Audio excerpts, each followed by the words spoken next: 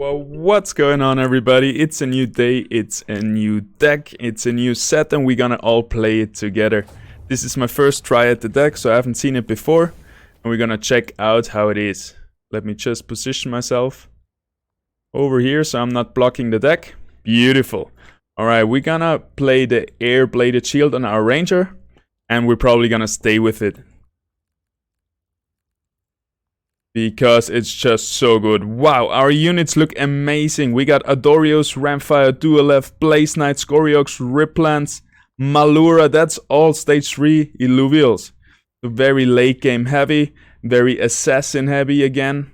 Like yesterday we got Malura and Ramfire. Let's see, what else do we got in the rogue section? We got also a Familiar. We got nice Scions, Dualef, Scoriox, and Sephoros. We don't got Granite, we don't got Goliath, I think, and no Titanor. So yeah, we want to put in somebody to do the damage.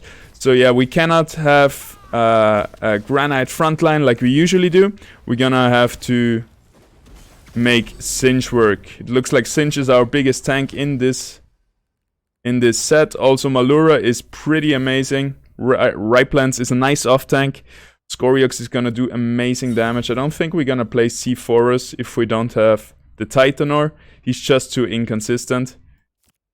Nice, we got some good support units as well. Kukurov and Adorius. We don't have the Steam for Dualef, but we have the Magma for Scoriox, so this is pretty nice. All in all, this looks like an amazing deck. I don't think we're gonna play the Dualef much. I think we're gonna play the 3 Assassins with Singe, Riplants, maybe Blaze Knight and Adorius, and for sure Scoriox. Something like that. Alright, let's just skip through those early waves. It's super easy to beat them, so we just put in something random and nuke them over. By the way, on our homepage from ACG, the Illuvial Master, there will be coming up some free guides, which will be super nice. I'm gonna write the guide about positioning. This is gonna happen, I think, at the end of this month, at the end of May, like in the next 1-2 weeks. And then we also got coaching coming up. I'll be one of the coaches, also Septile, and I'm sure Frobe will be coaching as well. So yeah, don't miss out on this opportunity if you really want to earn by playing the game, by being good at the game, by winning tournaments and being high in the leaderboards. You should consider some coaching. And I will try to get some coaching from my teammates as well. Just, it always helps if somebody else takes a look at your gameplay and points stuff out that you wouldn't think about. Sorry, I keep touching my nose. I'm not really picking it. I'm just not finding anything. But it helps a lot if people, like a video analysis kinda, right? When you see yourself from a different light, if somebody points stuff to you out about yourself that you didn't think about without somebody telling you. So yeah, I really enjoy that with myself, having, like, I'm doing video analysis with myself, recording my play, and when I lose, I check out what went wrong, what I could do better, and what I didn't do good. And then I also want somebody to just look at my gameplay, and then they tell me what I could done better and what I did wrong, because no matter how good you are, there's always something you can improve on, right? Like, you never stop learning, and a professional player will always try to learn, like study, constantly keep studying, so he's always ahead of the game. Because there's so many people behind you trying to catch that, trying to take that throne from you. So yeah, you gotta stay ahead of the game and always be improving. By the way, be mindful, this is private beta, so you can see a bug. And if you see a bug, let me know, because I don't think you will. This is such a clean, sharp game, really polished. Everything looks absolutely amazing. I got everything set on medium right now, just to have a better performance for streaming and recording. But even in medium, those units look amazing. Look at that. They don't change much if you put it to epic. Look at that Scoriox, that Kukurov. Just incredible. Talking about him, Who are we gonna replace? Just gonna upgrade him to Axon. And put this guy away from the assassin. Who's gonna catch the assassin? Let's try Axon on him. You're gonna be tanking this side. Actually, you're gonna be tanking those two because they do more damage, and you're gonna be tanking the Kukorov. Alright, looking good. We wanna upgrade to Tinge pretty soon. Alright, let's see how our Axon can hold out. Yesterday I tried to tank Malura with an Ador, and Malura managed to survive till his cast. Which Axon manages to dodge because he's a melee unit, so as soon as Malura dives away, Axon just runs away and searches a new target. So this is a really good tactic for countering a Malura with a single tank. You put a single low-cost tank like an Axon or an Atlas on him, and as soon as he casts his ultimate, he's gonna run away. If you put an Ador there, he's gonna stay there because his range, he keeps just attacking somebody else from where he's standing. Alright, we are at wave 7, that's pretty chill. Put up the music a little bit. And we're probably gonna swap something out to get something tanky. Maybe a Ryplans would be pretty nice. We can try to focus down the Lorura, but he will just disappear before in his Omega, so we're gonna put him our Ryplans here to focus the Riptorus. Also, our Scoriox is gonna focus the Riptorus. Our Flare is gonna catch the Lura down there. Something like that. Alrighty. Now I'm gonna put on some Illuvium music. I know you like it. I do love it, and I got this playlist on YouTube. I'll have the link for you in the description below. You can download it. It's all free to take. Like, I don't have a download link, but you know what to do. And yeah, here comes some Illuvium music. Need to enjoy that as well. I hope it ain't too loud. It might be a bit too loud though. I don't want it to compete with my voice, and I'm screaming already, so I think you should be able to hear me fine. Alright, back to this. Scoriox frontlining more or less. This is a nice opportunity for us to just take him down. We can upgrade Flare to a Singe. Get a bit more tanky in here to tank those two guys over there, and we're ready to roll. Ready to rumble. Combination out of ready to go and ready to rumble. We're ready to row. Yeah, I gotta practice my dad jokes. Alrighty, this is still easy peasy. I didn't quite remember what the first place was. It is above 20 and above 25, I think. So we are aiming again to get at least to wave 20. That's kind of a good first try, I think, and it almost guarantees you the next round in the tournament. So yeah, this is practice for tournament. Every day I go in here, and the first game I'll do on competitive, and I'll record it. And you're here to watch it, and I'm really happy you're here. I hope you take something home with you from this stream today. I hope you can learn something, and if not by what I tell you, maybe you can learn by my mistakes. But because I'm certainly not perfect, I do many mistakes as everybody still. This is still a fresh game for me, even though I played a lot of TFT and also was master in TFT, like 200 LP or something. This is still a challenge to position everything right. It's very different, way more challenging than TFT. Talking about it, I'm just talking but not playing. Doesn't make it too much easier, but as long as our Scoriox doesn't get targeted by any assassins, we are good. So this is the most important thing to look out for.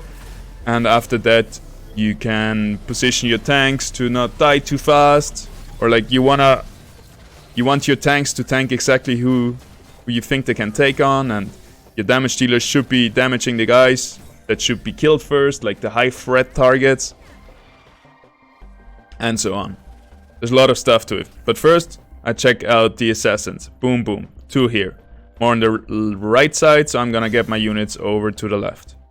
Then, main threats, these 3 guys are all main damage. Okay, we got 2 assassins and 3 glass cannons. This shouldn't be too hard of a fight, because without a tank, all the damage is for nothing. Seer is gonna catch the 2 assassins, because he does AoE damage to them. Our Ripelands can just walk up to Furiox and kill him. You can take those 2 guys, so our Ripelands doesn't get killed too fast.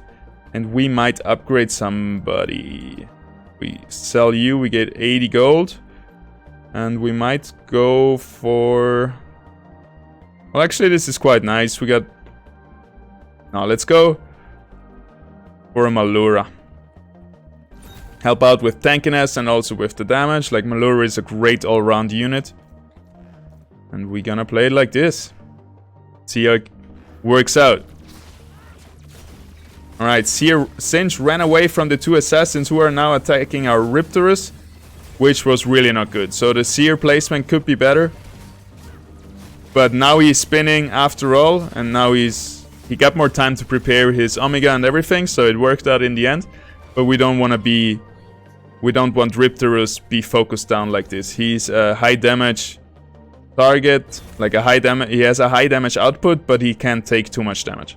He can one-on-one a ramp fight though, if we manage this time to catch the ramp fight with this unit. We could upgrade somebody. Do we have any tanks to upgrade into? No. Guys, 40 gold, so we got 70 gold to spend. Not perfect, right? We could buy an assassin, but then we are left with 25 gold again, which is not so good either. So I guess we're just gonna get an Atlas. And maybe a Cuculus. So downgrade Axon to Atlas. Should be enough to just take the Fern over here. You're gonna be main tanking this guy. You're gonna be focused Ador. And we get a Cuculus over here. And yeah, that should be it. We almost have too many tanks. Ah, we didn't see the Lulura. I'm so blind sometimes. I hope you saw it. Like, you can always, if you want to practice, before the wave starts, you stop. And then you predict what's gonna happen. Who is gonna jump where, who is gonna attack who. And if you predicted all right, and you were able to tell what's gonna happen before the game starts, then you're getting really good at the game. And usually that's what I do in casual mode when I have unlimited time. I just, like, think every unit through. Who is every unit gonna be attacking? Who is he gonna run up to? And then you can think the next level. Who is he gonna Omega? Like, for example, Malura, when he Omegas, for example, if he would Omega Singe, he would end up over here. So there is, like, movement sometimes included in Omega, and you can do, like, think many steps ahead. How will the whole fight play out? Like, if you got a super brain, you can already know the whole fight that's gonna happen, because it's pretty much deterministic. You still got... I'm not getting into the randomness right now. There is a tiny bit of randomness, but it's almost irrelevant. Alright, we need an upgrade on a unit. And I think... Alright, let's see. Where is the assassins? They're all 3 over here, so let's get those 2 guys over here to catch them. Wow, let's get the assassin in. Ooh, that was almost too close. Alright, there's still 1 assassin on a Scoriox. Not ideal, but could be worse. Now he's turning onto him. Ramfy, he has a way easier time loading his Omega.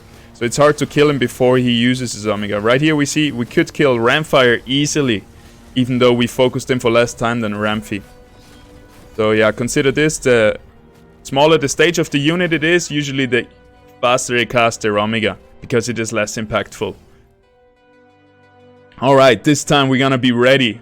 We got 1, 2 assassins, 3 assassins spread around the whole battlefield. So we're gonna be putting our units on the right side to the dash, so we can also focus those 2 Snaily and Shrimp first, because they are the highest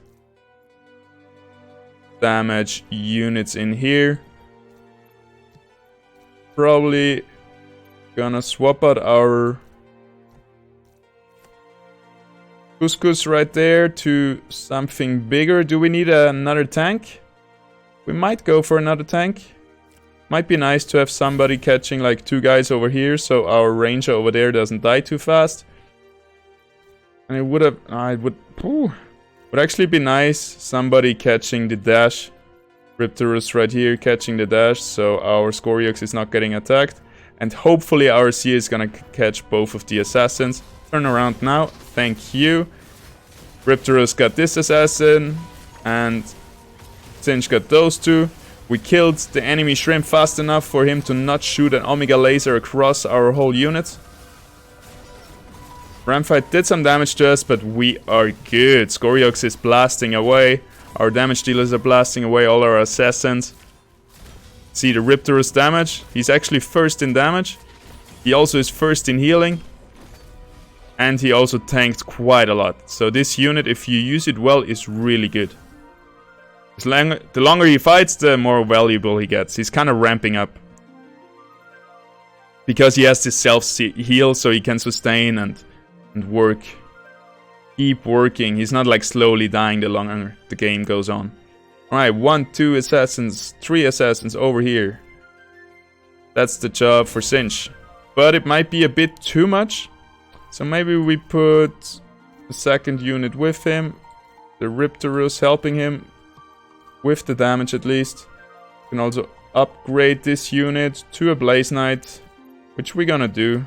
Blaze Knight is one amazing late game unit. And we're gonna jump the shrimp with our assassins. Would also be nice to upgrade our assassins, but we're missing 10 gold. We're also missing 10 gold on the Adorius, which I would prefer over Blaze Knight. We're gonna get Blaze Knight in way later, but for now he will do. He will save our Scoriox from the back, and he will give attack speed to probably our assassins. He shoots his Omega to the furthest unit. So I think he's gonna shoot it to the Scoriox. But look at that, he's still not casted. So he didn't bring a lot of value yet. This is what I mean with a late game unit. Because by the time he finally casts, all the units are done already and his Omega won't affect many units. But he still did a fair amount of damage, because he casted in the end. He did a bit of tankiness and he did a bit of healing. So he's a good unit, but I would bring him in the late game. So he's going for now. And I think we're gonna get in our third rogue right here. The question between Adorius and Ramfight.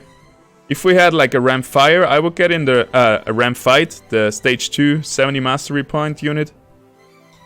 I would get Ramfight in, or with those name, and a second unit, because we still have not a lot of Illuvials on the field. But because there is no like medium units that I really want to get in, I'm just gonna get in the Ramfight. No, there's nobody to be really assassinated. So we're gonna get in the Adorius and let him tank this guy over here. Then we're gonna let Sinch tank this guy.